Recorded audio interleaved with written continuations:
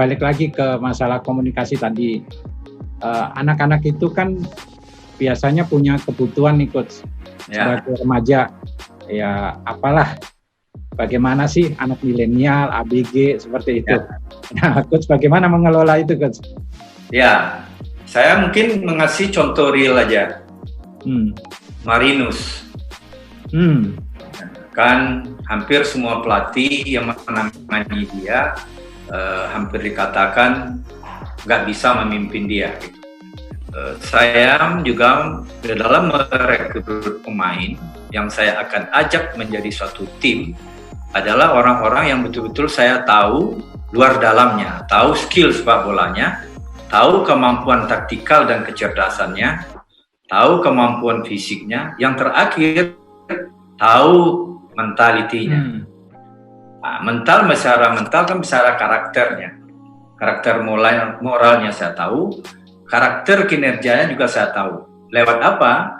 Waktu itu, khususnya Marinus waktu itu dan pemain AFF U22 lainnya waktu itu, saya psikotes dan hasil psikotes itu akan saya jadikan untuk membantu saya untuk menangani anak ini.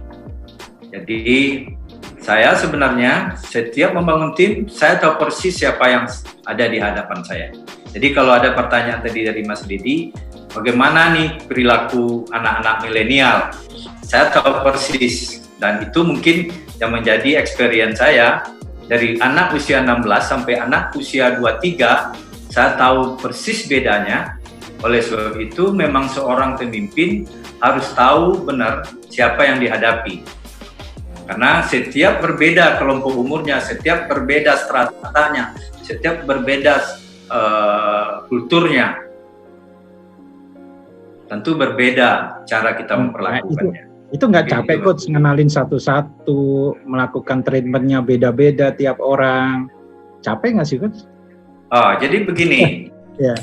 Dalam pertemuan paling lambat 1 minggu atau 2 minggu, saya sudah tahu persis mana yang bisa saya perlakukan, memberitahunya dengan bentakan, mana yang tidak tahu. Dan alhamdulillah mungkin di sini skill saya sebagai seorang yang pelatih, saya cepat, benar-benar cepat bisa mendalami bagaimana si anak. Bahkan saya melihat wajahnya, raut wajahnya, saya tahu persis anak itu lagi ngapain. Jadi itu mungkin talent ya, seni dari seorang pemimpin gitu. Jadi saya juga tidak hanya real kinerja yang saya lihat, tetapi saya juga memperhatikan perilaku, saya juga memperhatikan tabiat, sampai saya melihat bagaimana respon wajahnya, respon gestur tubuhnya, saya juga harus tahu sampai ke situ.